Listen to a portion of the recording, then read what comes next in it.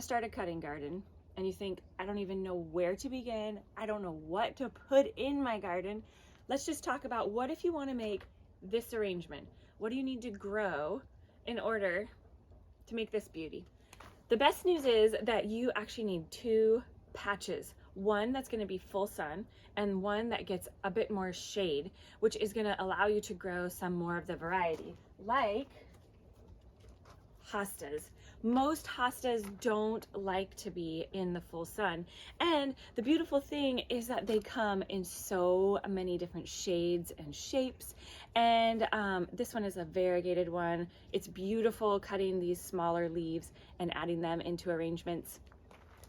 The other thing that grows fairly well in more of a shaded spot, it does good with a bit of sun but likes the shade, is the Japanese anemones.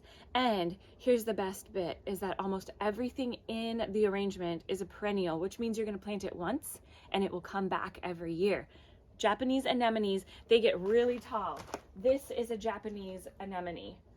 This is over here as well. So these are really fun. They get big and tall and wispy and they're gorgeous. And now let's talk about that sunny patch. What are you going to put in there? First, plant some dill. Dill can get a bit wily. It'll plant itself all over your garden, but it is so beautiful, especially when it's poking up out of an arrangement. It has so much texture and color. Yarrow is another one. This one I love because you can actually separate out all of these different lengths here and make the head of it whatever size you want it. Cosmos. There's so many different kinds of cosmos. There's our Japanese cosmos. This is a pretty basic yellow cosmo, and it's a perennial. It comes back every year. It's just like the chocolate cosmo that also comes back each year. I encourage you, find the ones that are perennials. There's so many beautiful types of cosmos that are annuals, but I love having some of these perennials in the garden, especially the chocolate cosmo.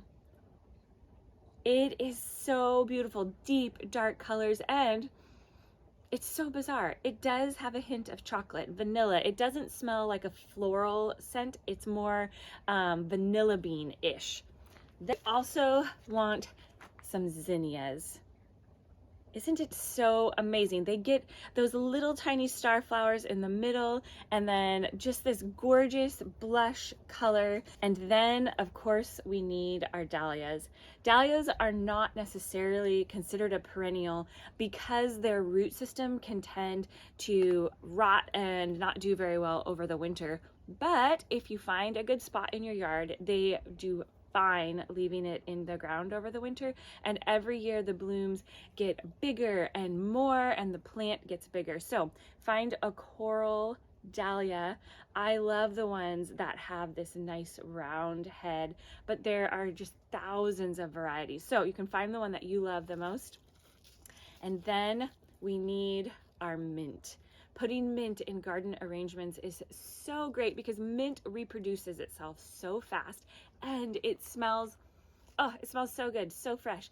This is pineapple mint, and pineapple mint has this beautiful variegated leaves. It looks so fun in the arrangements, and of course you can use this in your drinks as well. Now for the greenery, what I did is I just went around the garden. I snipped some climbing hydrangea. There's a little bit of a butterfly bush in here. There's some succulents that were growing over the path that I pulled out. And I just kind of go in and tuck in some greenery where it's needed. But when you have such lush flowers, so much to add in, you don't necessarily need a ton of greenery. But here we go. It looks like our garden is just growing straight out of our vase. So go plant your cutting garden. You can plant this exact one.